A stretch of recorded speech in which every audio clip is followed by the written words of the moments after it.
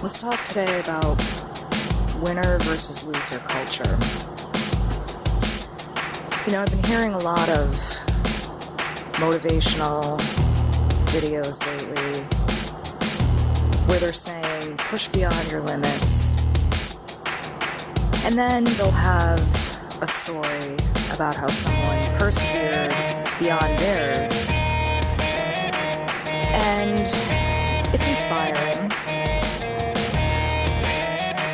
But there's an implication there, because they use certain words like loser and phrases like better than, and of course the implication there is that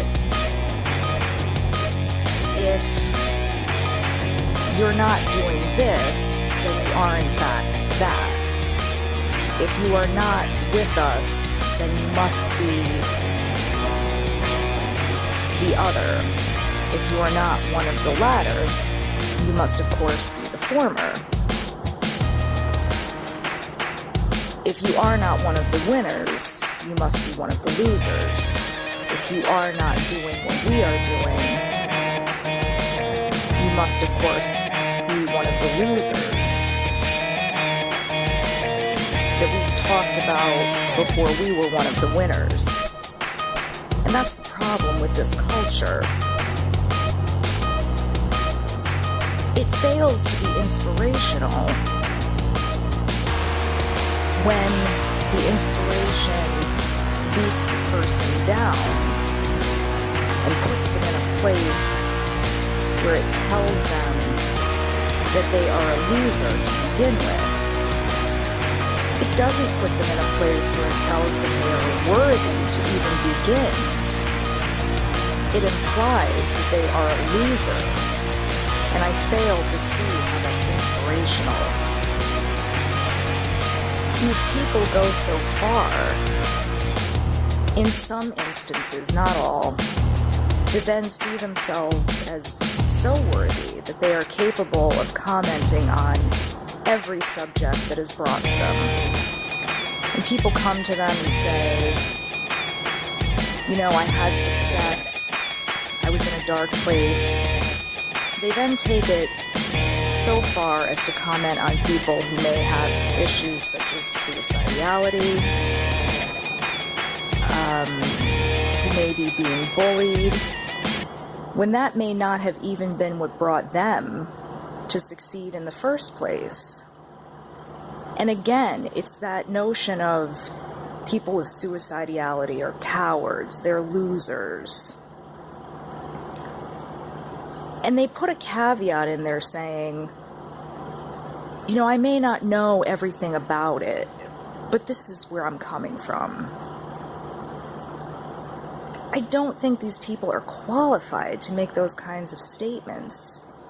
And it is a dangerous, dangerous place to be when you are framing people's fragile issues in such a way where you are setting them up from the beginning in the neighborhood of loserdom. I think setting people up as valuable creatures who are worthy of being set up for success is a much better notion than implying that you need to be set up from the get-go as a loser who needs to be fixed, and that you need to be beaten down to be lifted up, and that this is a really successful thing. A couple of years ago, there was a paper that this woman wrote on grit, and that how all of the people that were successful in history, Henry Ford, Winston Churchill, had one successful trait, and this was grit, and that this trait should be introduced to kindergartners. And schools, at least in the Northeast, were trying to implement this trait to 5- and 6-year-olds who in some cases were not even successfully potty trained, without even critically thinking about the fact that in terms of adult psychology, resilience, which is definitely related to grit, is only present in 3% of people who have been through hard lives. And that if you're talking about people like Henry Ford and Winston Churchill, not only were they from a completely different period in history, but by far, things like grit are not something you can teach.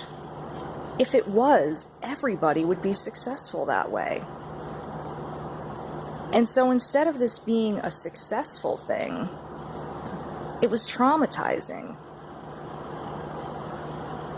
How do you instill something like grit in a 5 or 6-year-old child? It was a ludicrous proposition. It's the knock them down and build them up sort of mentality. There's very little research that supports this being a healthy, psychological way of working with people. Maybe in team building in the military. But again, you have a whole host of other supports happening. And again, I would have to see research that really supported that. This whole notion of setting people up where if you're not with us, you're against us. If you're not doing what I'm doing, the implication is that you're a loser, is so prevalent today. And we can see the results. They're everywhere. People are definitely buying into the fact that they're losers. And it is breaking people down in a way that is so severe that if we don't start to wake up to the fact that it is becoming damaging all across the board, we are going to have even more severe problems going down the line. And I think it's the type of thinking that we really need to turn away from or reinvent.